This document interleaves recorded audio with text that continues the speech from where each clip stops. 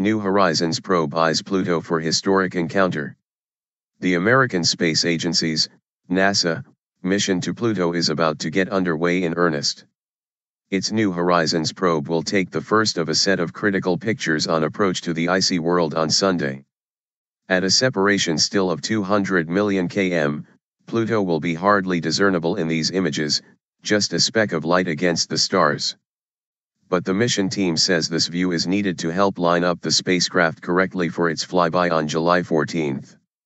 Optical navigation is one of those techniques where we image Pluto repetitively on approach to determine the position of the spacecraft relative to Pluto, explained Mark Holdridge, from the Johns Hopkins University's Applied Physics Laboratory, UWPL, in Baltimore. We then perform a number of correction maneuvers to realign our trajectory with the reference trajectory, thus ensuring we hit our aim point to travel through the Pluto system. Any initial correction is likely to be made in March. Pluto and moons. The Pluto system has 5 known moons. Others may be discovered in the coming months. When New Horizons arrives at Pluto, it will be moving so fast, at almost 14 kilometers per second, that going into orbit around the distant world is impossible. It must barrel straight through instead. One complication is that the 7 different instruments aboard the spacecraft need to work at different distances to get their data, and so the team has constructed a very elaborate observation schedule for them all. But what this means is that very precise timing will be required to make sure the flyby runs smoothly.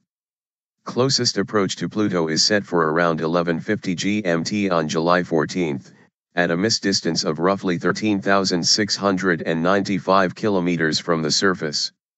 Mission planners want the exact timings nailed to within 100 seconds. New Horizons will know then where and when to point the instruments. Line. Dwarf planet Pluto, demoted but undiminished. Synthetic view. Hubble's best is a synthetic composite of multiple views. What are those shapes? Discovered by Clyde Tombaugh on February 18, 1930. It is named after the Roman god of the underworld. An average of 5.9 bn/km from Sun and orbits every 248 years. Measuring its diameter is difficult, but roughly 2,300 kilometers. It has a thin nitrogen atmosphere that comes and goes. Line. The Pluto mission is being billed as the last great encounter in planetary exploration. For people who grew up with the idea that there were 9 planets, this is the moment they get to complete the set. Robotic probes have been to all the others, even the distant Uranus and Neptune. Pluto is the last of the classical 9 to receive a visit. Of course, this 2,300 km wide ice-covered rock was demoted in 2006 to the status of mere dwarf planet, but scientists say that should not dull our enthusiasm. The dwarfs are the most numerous planetary class in the solar system, and NASA's New Horizons probe is one of the first opportunities to study an example up close. 67P. When Europe's Rosetta probe first spied duck-shaped comet 67, it was a major surprise. The first set of navigation pictures may not be anything special, but by May, the probe will be returning views of Pluto that better anything from Hubble. Come July, the view should be spectacular, said Andy Chang, the principal investigator on the probe's main camera, which is called LORI. The most recent surprise we had was with the Rosetta mission.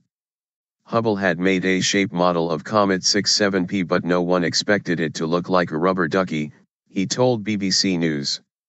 I am more than hopeful that we will get similar surprises with New Horizons. It's what we should expect. Those surprises could include yet more moons, 5 are currently known, and possibly even rings like those seen around some of the bigger planets.